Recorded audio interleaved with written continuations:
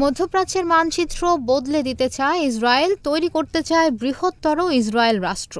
সিরিয়ায় সরকার পতনের পর তেল আবিবের ব্যাপক হামলার ঘটনায় এ বিষয়টি নতুন করে উঠে এসেছে আন্তর্জাতিক গণমাধ্যমে। এছাড়া বাশার আল আসাদের পতনের পর ইসরায়েল মধ্যপ্রাচ্যের মানচিত্র বদলে দিচ্ছে বলে স্বীকার করেছেন প্রধানমন্ত্রী বেনিয়ামিন নেতানিয়াহু।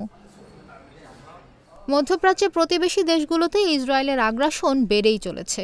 সাম্প্রতিক মাসগুলোতে ফিলিস্তিনের গাজা, ইরান এবং লেবাননের বিভিন্ন লক্ষ্যবস্তুতে হামলা চালিয়েছে ইসরায়েলি সেনারা।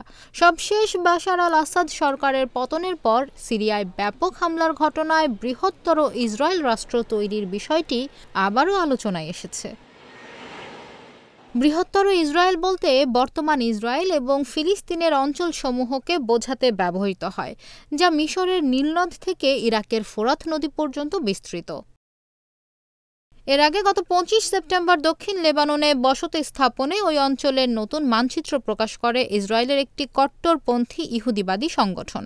মানচিত্রে অঞ্চলটির বিভিন্ন এলাকাকে হিব্রু নামে নামকরণ করা হয়, যার সমালোচনা করেন বিশেষজ্ঞরা। সবশেষ বৃহত্তর ইসরায়েল রাষ্ট্র নিয়ে কথা বলেন ইসরায়েলি প্রধানমন্ত্রী বেনিয়ামিন নেতানিয়াহু। সিরিয়ায় প্রেসিডেন্ট বাশার আল আসাদ ক্ষমতাচ্যুত হওয়ার পর ইসরায়েল মধ্যপ্রাচ্যের মানচিত্র বদলে দিচ্ছে বলে জানান তিনি। এ সময় আইডিএফ একাধিক ফ্রন্টে বিজয় অর্জন করেছে বলেও দাবি করেন নেতানিয়াহু।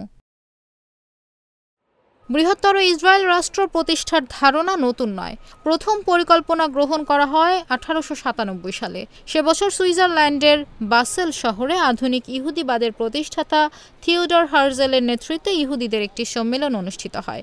সেখানে ইহুদিদের জন্য একটি আলাদা রাষ্ট্র প্রতিষ্ঠার কথা তুলে ধরেন হার্জেল।